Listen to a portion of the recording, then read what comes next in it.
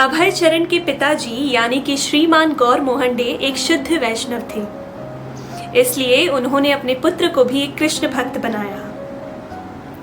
अभय चरण के दादा दादी भी वैष्णव थे, इसलिए श्रीमान गौर मोहन डे ने अपने पूरे जीवन में बचपन से मांस, मछली, अंडे, चाय और कॉफी इन चीजों को कभी हाथ तक नहीं लगाया।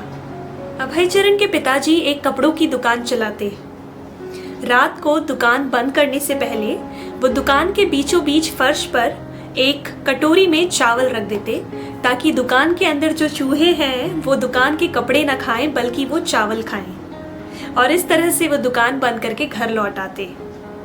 घर लौटने के बाद वो चैतन्य चरितामृत और श्रीमद् भागवतम का पाठ करते, कुछ देर जप करते और फिर डीटी वर्शिप यानी कि कृष्ण की पूजा करते। गौर मोहन डे काफ़ी कोमल, काफ़ी लविंग और अफेक्शनेट, काफ़ी देखभाल करने वाले इस किस्म के व्यक्ति थे। जब कभी अभय चरण से कोई गलती हो जाती तो वो उन्हें टोकने से पहले सोचा करते। वो कहते, अभय चरण, क्योंकि तुम मेरे बेटे हो, तुम्हारी गलतियों को सुधारना मेरा कर्तव्य है। यहां तक कि चैतन्य महाप्रभु के पिता भी उन्हें दंड दिया करते थे, इसलिए तुम बुरा मत मानना। श्रील प्रभुपाद बताते हैं कि उनके पिताजी की तनख्वाह 250 रुपए से ज्यादा नहीं थी और फिर भी कभी कोई चीज की कमी नहीं थी। बचपन में जब आम का सीजन आया करता और ये दौड़ दौड़ कर खेला करते, तो दौड़ दौड़ कर खेलते वक्त आम तोड़ तोड़ कर खाते और पूरा दिन बस आम ही खाते। प्रभुपाद बताते हैं कि हमें कभी सोचना नहीं पड़ता था कि क्या मैं आम खा सकता हूं, इतनी भरमार थी। और उस वक्त आम 1 रुपए डजन मिला करते थे। आगे श्रील प्रभुपाद बताते हैं कि जीवन काफी सरल हुआ करता था। हम मिडिल क्लास थे, लेकिन हर रोज घर पर 4 से 5 मेहमान तो आ ही जाया करते थे। पिताजी ने 4 बहनों की शादी करवाई, लेकिन कभी कोई तकलीफ महसूस नहीं हुई। हाँ, जीवन लग्जरियस तो नहीं था, लेकिन कभी कोई चीज की कटौती भी नहीं थी। बेसिक चीजें जैसे खाना, रहने के लिए छत और कपड़े।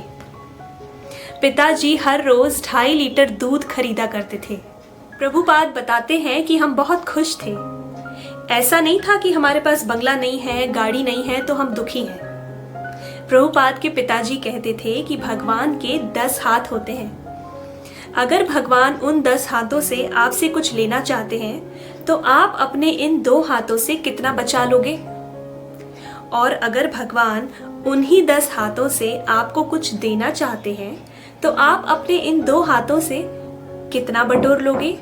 अब आगे श्रील प्रभुपाद अपने पिताजी के दिनचर्या के बारे में बता रहे हैं कि एक पूरा दिन वो कैसे बिताया करते थे।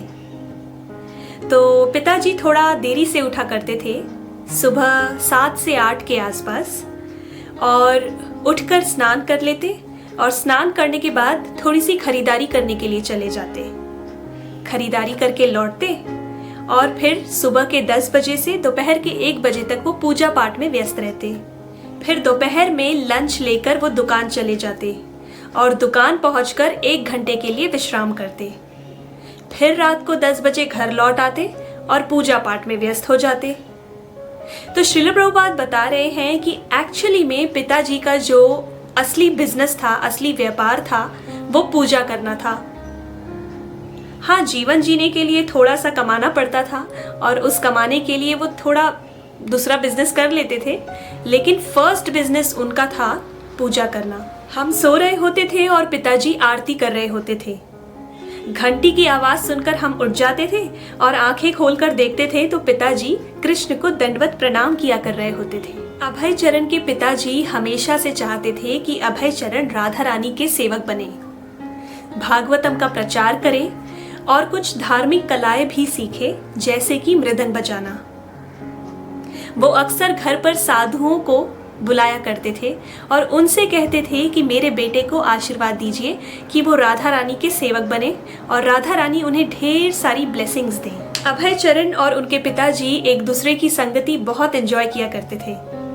वो लॉन्ग वॉक्स पर जाया करते थे। एक दिन वो बीच गए।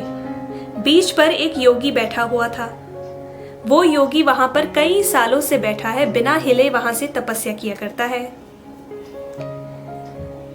तो एक दिन की बात है जब योगी का बेटा भी वहां मौजूद था और लोग उन्हें घेर कर खड़े थे।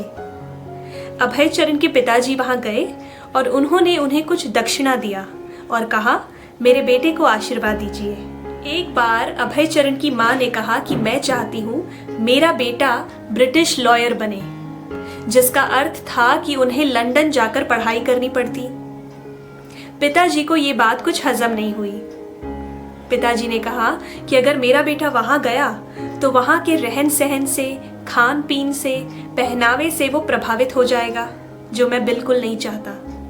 मुझे उसका पैसा नहीं चाहिए, इसलिए मैं इसकी अनुमति नहीं दूंगा। अभय के जीवन के शुरुआत से ही पिताजी ने अभय के लिए सब कुछ सोच रखा था। पिताजी ने अभय के लिए एक प्रोफेशनल मृदंगा प्लेयर भी हायर किया था, जो अभय को कीर्तन सिखाते, ताले सिखाते। मैया को ये बात बड़ी अखरती। मैया बड़ी उलझन में रहती। मैया ने एक बार पूछ लिया, ये इतने छोटे बच्चे को मृदंग सिखाने का क्या अर्थ है? ये मुझे तो जरूरी नहीं लगता। पर पिताजी का ये हमेशा से सपना था कि मेरा बेटा जब बड़ा हो तो भागवतम बोले, मृदंगा बजाए और सुंदर सुंदर भजन गाया करे।